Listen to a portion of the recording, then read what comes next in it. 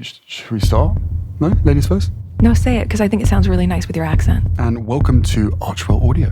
No, he has a podcast voice.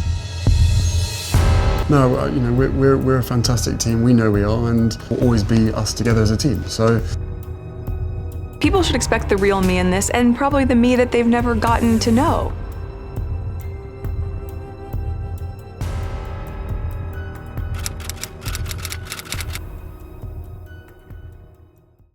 So, I tuned into Meghan Markle's podcast again, and while I'm glad I hung on because this video was born as a result, it wasn't exactly a pleasurable experience. Oh, sugar, my mom's FaceTiming me. Hey, Mommy. Hey, that's my girl. Hey, you have on a smiley face. I have on a smiley face. And then with this episode on my brain, it got me thinking about all the ways my mom supported me, how she took care of me and the house and herself, and how she just juggled so much. After surviving this cringe fest, the deeper message that I got, which I'm sure a lot of us did, is the rewriting of history, which Meghan Markle does just as often as we change clothes.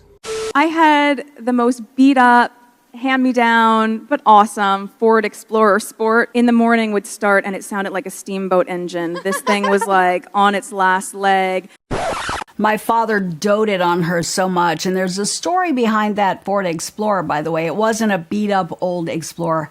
Like, that was drama. From what I've learned from Tom Bauer's book, Revenge, Doria, who was praised in the podcast, and from the way she spoke to her 41-year-old daughter, is probably not all there in the head. She was largely absent from Meghan's childhood. In fact, for most of her schooling life, so for around a decade or more. And it was Thomas Markle who was in fact the parent in Meghan's life. She never roughed anything with our dad. He paid for her insurance, her vehicles, her classes. He made sure she had a pretty cushy life.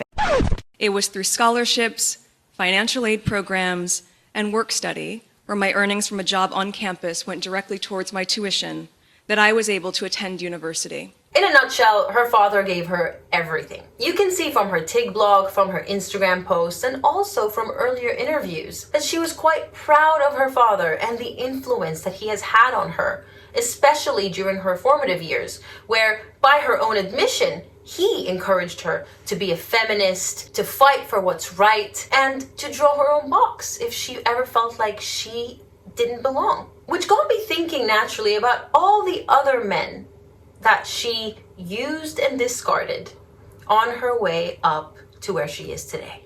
And hence, the Black Widow. Now, all my fellow Marvel fans, fear not. This is not a reference to Natasha Romanoff. May she rest in peace. I would not be insulting her in this way. I am simply referring to the actual spider. Which, fun fact, did you know that there are 3 species, or is it subspecies, of the Black Widow, and only one of them devours its male mate once she's had her way with him? We know what species Meghan falls under. Thomas Markle was merely the tutorial for my fellow gamers out there. Tutorial level for Meghan Markle. It's where she practiced her charms, and it's where she probably learned that she can bat her eyelids and be all sweet to get what she wants out of men. Unfortunately, Thomas Markle played right into her hands by his own admission and spoiled her rotten.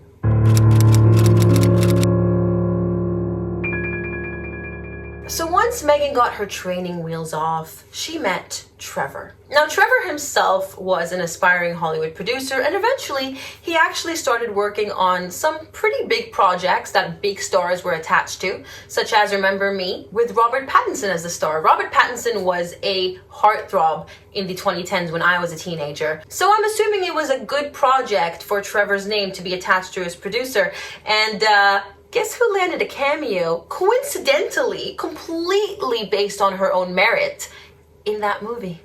Meghan! Wow, you look great. Do not speak. Okay.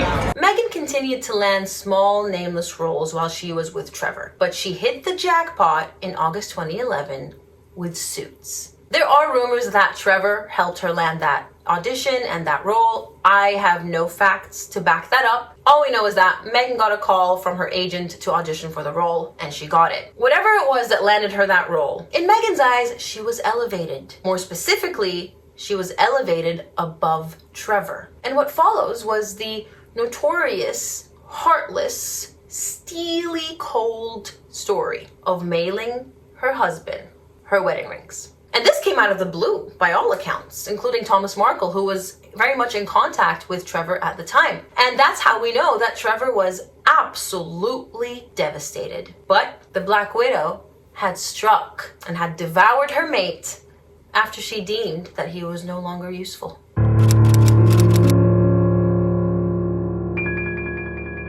Next comes Cory Vitiello. And mind you, I'm skipping a lot of names here.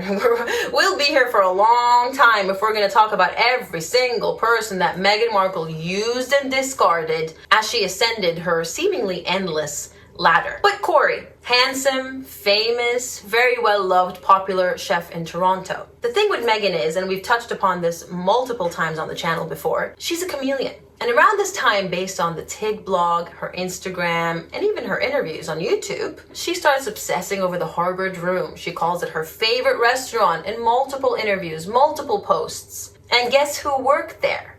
Cory Vitiello. Now, we don't know how long she works behind the scenes to get what she wants, but the Black Widow successfully ensnared another victim in her web. Based on Tom Bower's book, it didn't seem to be a very happy relationship. Cory saw through her bullshit very early on and was merely hanging on by a thread. He didn't seem to be all that enamored by her, and neither was she, but she saw the value in him. He opened up more doors, and she started getting invited to glitzy events where Cory was either the chef or he was invited by virtue of his fame, and she was his tag-along. One of these events was in connection with the Invictus Games.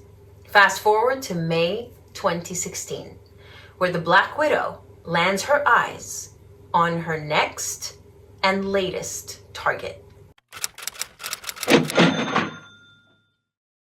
There are rumors that this is around the time the relationship actually started, which is quite scandalous, seeing as she was still very much with Cory and living with him at the time. The fact that the tabloids initially printed that they met in May 2016 really helps with the credibility of this version of events. Whichever version is true, it is worth pointing out that even if they met in May 2016 and started dating behind Cory's back, it wouldn't be the first time she cheated on Cory, according to Tom Bower's book. I don't know if it's fact, but Tom's put it in there that she's cheated on Cory before, notably with a golfer called Rory, whom she gushed about on the Tig, by the way. This woman is anything but subtle.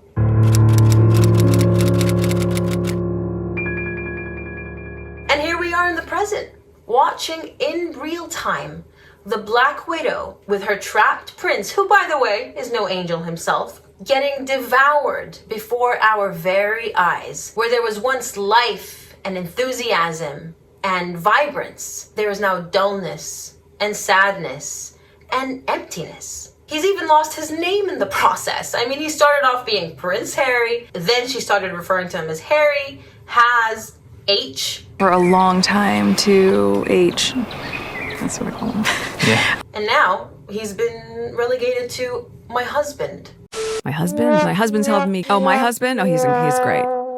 In the early days of their courtship and throughout their stint as senior working royals in the UK, it was pretty much about the two of them for most of the time. Not much changed during 2020, when it was still very much the duo. One rarely saw Meghan without Harry. In 2021, of course, we have that Oprah interview. She wasn't going to take the blame for that alone. I mean, let's face it, that's the only reason she dragged him in there at the very end. But throughout 2021, we still saw a lot of Harry. He had some solo interviews, like the Dax Shepard podcast and the Apple TV series, where he, dumps all over his family, and that's probably why Meghan encouraged him to do it by himself. Yeah, you take the brunt of it all. I'm cool. I'm cool here at Glow's party. But then towards the end of 2021, things started to change, and I suppose the era of visibility began. Little did we know, I mean, we all saw it coming, that the era of visibility is actually Meghan's era of visibility, or should I say the era of Meghan. That 40 by 40 initiative was some serious foreshadowing of what was to come. I want to say real quick, if Harry was doing his own thing at the same time, if they were both actually cultivating their own brands and their own solo careers, then it would be fine for Meghan to branch out. But she is trading off her husband. She is using her title to this very day. She does it at every article, and she does it at the end of every podcast where one of her employees reads out, the credits essentially, and she's Meghan, the Duchess of Sussex. Speaking of the podcast, I remember when the trailer for Archwell Audio came out around late 2020, Harry was involved, and it was meant to be a dual project. Hi guys, I'm Harry, And I'm Meghan. and welcome to Archwell Audio. Now he has a podcast voice. Somewhere along the line, clearly, Meghan turned to Harry and said, Yeah, the Spotify podcast show is just gonna be about me. and now he's gone from being one half of Archwell and Archwell Audio and the Sussex brand to... My husband. It is sad to witness, but Prince Harry is an adult, and he made his bed, and now he has to lie down in it, right next to the Black Widow. That's it for this video. Do let me know what you think. As always, keep it civil. If you are new and you haven't subscribed yet, then please do hit that subscribe button and join the Plutonian family. We would love to have you. And if you liked it, don't forget to hit that thumbs up button. Thank you, everyone. Take care, and I'll catch you in the next video. Bye-bye.